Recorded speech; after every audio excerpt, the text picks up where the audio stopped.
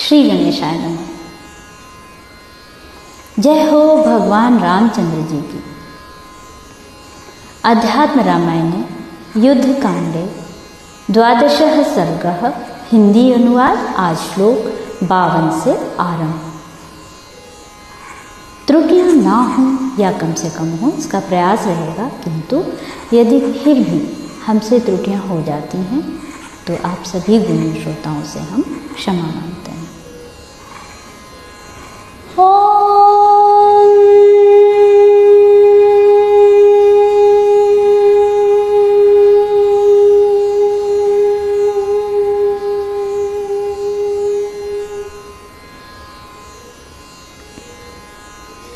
और जानकी जी को रावण के वध आदि का समस्त वृत्तांत सुनाओ, फिर वह जो कुछ उत्तर दे वह मुझे सुनाना। श्लोक 52।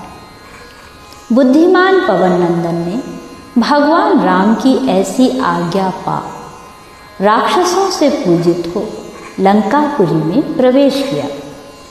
फिर रावण के महल में जाकर शिंशपा वृक्ष के तले बैठी हुई अति दुर्बल और दुखिनी अनिंदिता जनक नंदिनी को देखा।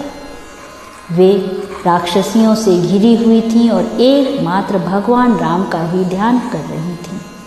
पवन कुमार ने अति विनयावनत होकर उन्हें प्रणाम किया और अत्यंत नम्रतापूर्वक भक्तिभाव से हाथ जोड़कर सामने खड़े हो गए। उन्हें देखकर जानकी जी पहले तो कुछ देर चुप रही, फिर उन्हें पूर्व स्मृति हो आई।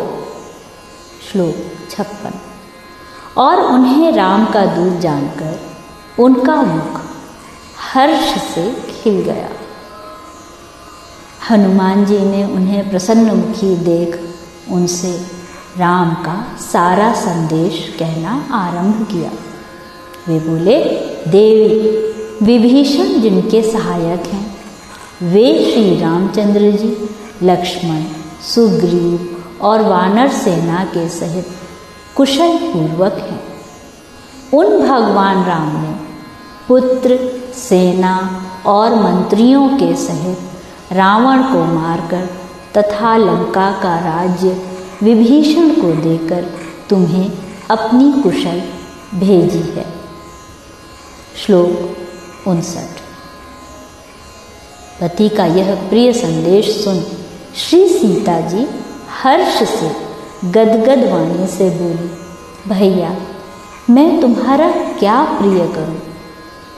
तुम्हारे प्रिय वाक्यों के समान मुझे त्रिलोकी में कोई रत्न आभूषण आदि भी दिखाई नहीं देते जिन्हें देकर तुमसे उऋण हूं।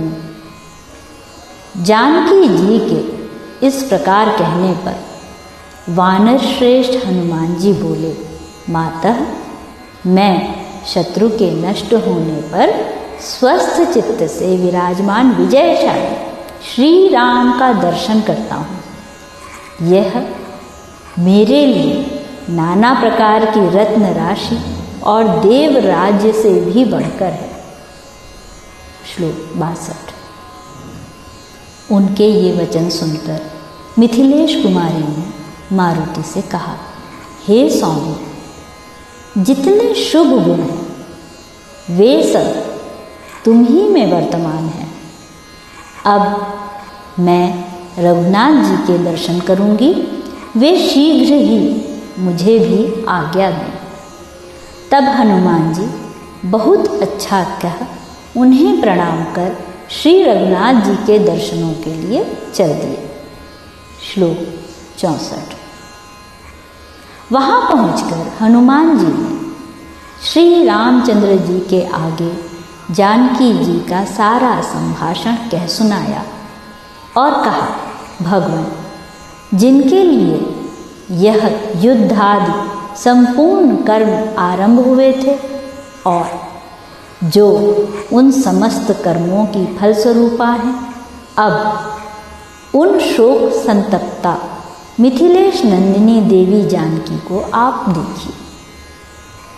हनुमान जी के इस प्रकार कहने पर ज्ञानियों में श्रेष्ठ भगवान राम ने माया सीता को त्यागने के लिए और अग्नि स्थिता जानकी को ग्रहण करने के लिए मन से विचार करते हुए विभीषण से कहा, राजन तुम जाओ और तुरंत ही जानकी जी को स्नान करा, शुद्ध निर्मल वस्त्र पहना तथा संपूर्ण आभूषणों से सुसज्जित कर मेरे पास ले आओ। श्लोक 68।